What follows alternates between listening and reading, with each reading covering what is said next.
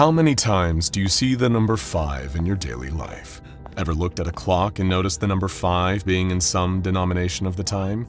Maybe even 5:55 if you're lucky. When you last went to the store, did you notice the 5 birds flying through the sky in a tight little flock above you? When was the last time you looked down and counted your 5 fingers on each hand and 5 toes on each foot?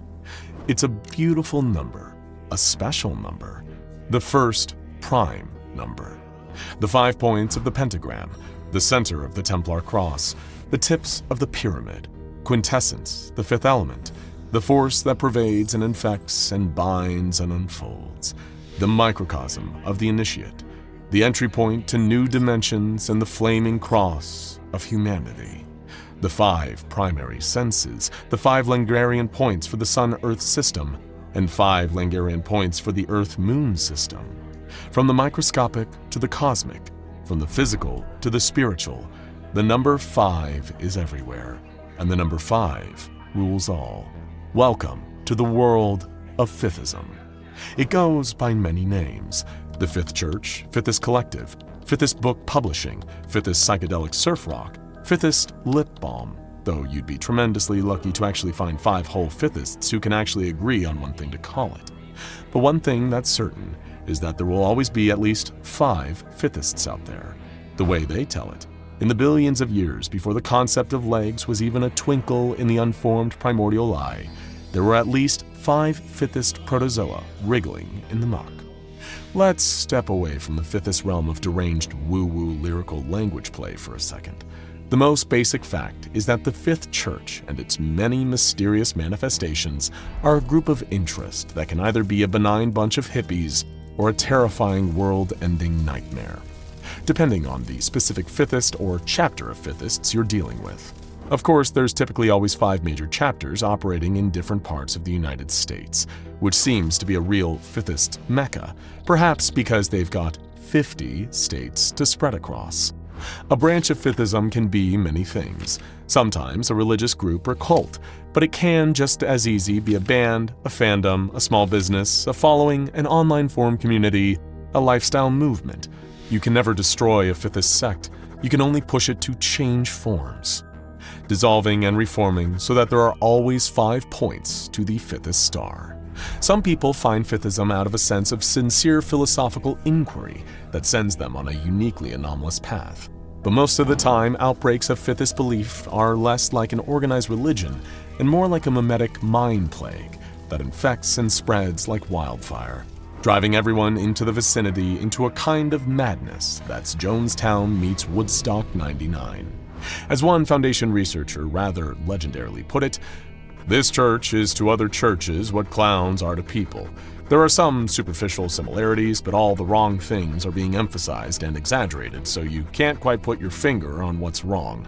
Sure, it isn't out to get you, but what does it mean? Why is it there? What happens if it calls to you?" But Fifthism and the mysterious forces that drive it aren't the only things calling to you. In fact, we're calling to you right now to subscribe to SCP Explained and perform the sacred arcane ritual of hitting the bell so that we can beam the gospel of fun, entertaining YouTube videos straight to your feed. So it is said, so it shall be done. We're of course going to give you a beautiful, mind-blowing platter of anomalies created by, related to, or involving in the control and manipulation of the various sects of the Fifthist movement. But we do need to ask ourselves, what exactly makes something a Fifthist anomaly? It's a little harder to pin down than some of the other groups of interest out there. If your anomaly is a horrific corruption of the flesh or disease, yeah, there's a good chance it's sarkic. If it's a magical metal mechanism or piece of magical technology, check the mechanites. And if it seems like it's trying to make some kind of bizarre artistic statement or a meme in the top text, bottom text sense, it's either "Are we cool yet?" or "Gamers against weed." While the nature of a Fifthist anomaly is sometimes a little harder to pare down due to their sheer variance in tone and style, you can actually spot them if you know what you're looking for. The most obvious tell is, of course, the inclusion of the number 5, which is absolutely sacred to all members of the Fifthist Church and part of their larger interest in the concepts of sacred numerology. Ask your aunt with all the crystals, she'll tell you all about it. But on the more subtle end, Fifthist anomalies often take innocent concepts, ones that you might associate with the New Age, from folk songs to self-help books, and use them as a kind of metaphysical crowbar to leverage reality.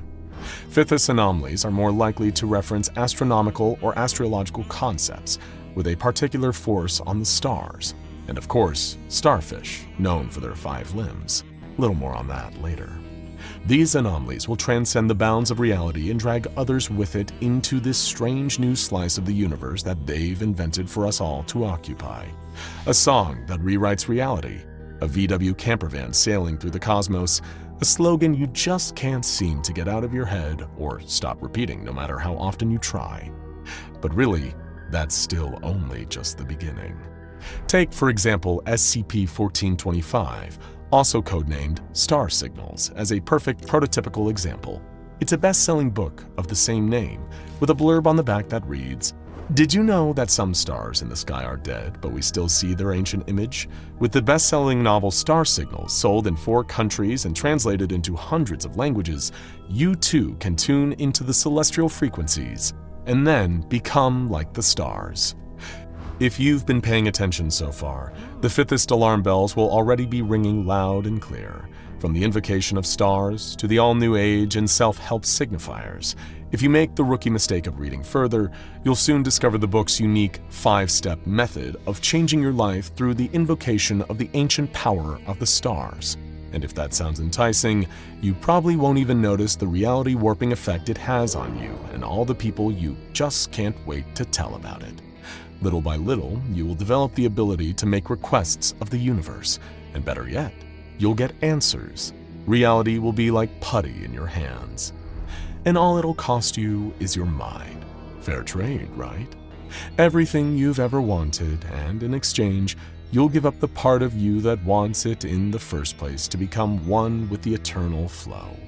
So beautifully efficient. An Ouroboros, a closed system. The book has even managed to get a lot of traction among celebrities, but that's a story for another day. Besides, it's nowhere near the scariest book that the Fifthist movement has ever produced. We think that honor would have to go to SCP-3512, a paperback volume entitled The More You Know, a Pickup Artist's Bible, and written by a particularly unpleasant Fifthist known only as Enigma. What kind of guy is Enigma? We'll let you figure that out from this excerpt of the book's 4th chapter, entitled Hot Women Are Key. The first thing you need to do is stop thinking of hot women as women. In fact, stop thinking about them as people. Think of them like instruments. Before you can play them, you need to know how to tune them. This chapter will show you how to find the resonance frequency of any woman. But if you don't find Enigma's attitudes towards women terrifying, and you really should, then you'll definitely be frightened of what this nightmarish Fifthist tome empowers its readers to do. Create a tiny homunculus out of their own flesh, which can then be used to enter the body of a female victim and take over their body, turning them into a brainwashed love slave that can't do anything but obey the horrific, selfish whims of their new master. But still, that's really only the beginning. If you want to know what all this has to do with the terrible secret hiding under the La Sagrada Familia Basilica in Barcelona, you need to pay very close attention. One of the most powerful weapons that the Foundation could have against the Fifthists and their various memetic effects and abilities would be the anti-memetics division. Anti-memes are the absolute inverse of memes, and have just as much to do with the deleterious effects of the more dangerous Fifthists as memes do. Whereas memes are units of cultural information that endure and spread, evolving viral ideas, anti-memes are self-censoring information. They resist being remembered, recorded, and expressed. But that doesn't mean they can't still have tangible effects. Perhaps the most famous of the anti-memes is SCP-055, which is, it's hard to actually express what this one is. I keep trying to find the files, but they seem to be, it's the strangest thing. In any case, I know it's not round, that much I can say with complete confidence. This would be the kind of thing you'd leave to the anti-memetics division, who would presumably take a course of potentially hazardous monastic drugs in order to enhance their memory, perception, and cognition to resist basic anti-memetic qualities in some of the more low-level anomalies. Sadly, there is no anti-memetics division. We'll have to do something about that someday. While the Fifthist anomalies we've mentioned so far can pose considerable risk to individuals and even groups and communities, anomalies related to the Fifth Church and its many sects can have implications for the whole world, if not the whole universe. Breathtaking, isn't it? For a good example, look no further than SCP-5800, the Fifth Gate. This is another one of those pesky self-keeping secrets. A file found in the ruins of a Foundation base that seemed to resist any attempt to digitize it. Some ideas are just too powerful to be contained.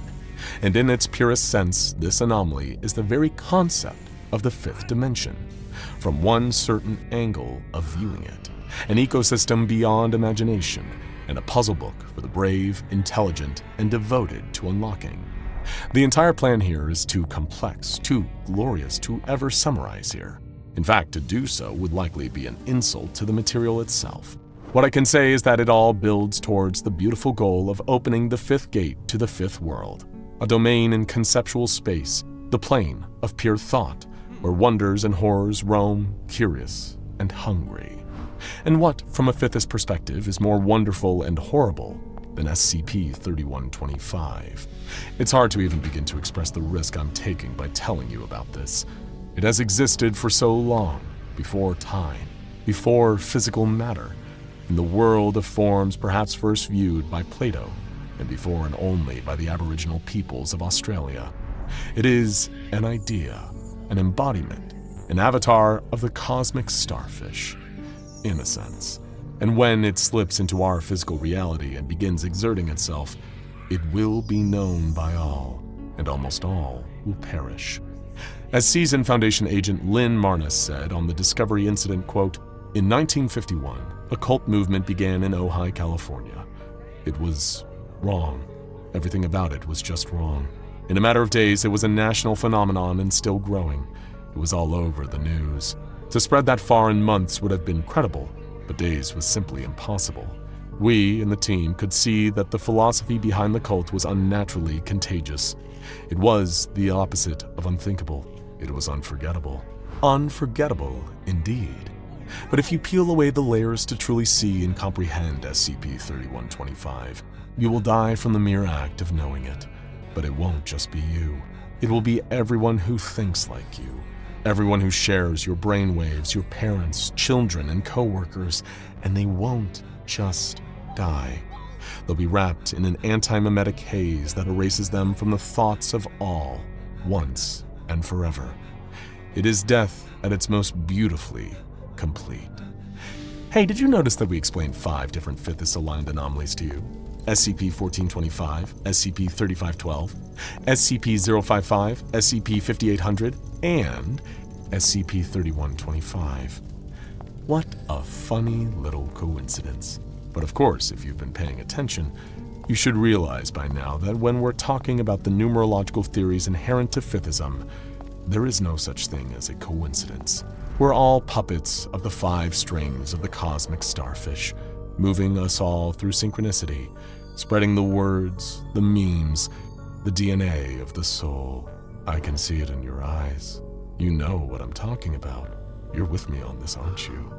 A fellow brother of the starfish. Hold up your hand, count to 5, and feel comfort in knowing that one of your own is embedded here at the SCP Foundation. What could be a better place to open the 5th gate and really get this party started? Oh, this is gonna be fun. Stay tuned, friend. In the meantime, want to learn a little more about the strange and wild world of Fiftism? Continue your journey with irresistible pickup artist SCP-3512, The More You Know, or SCP-1958, Magic Bus, for more.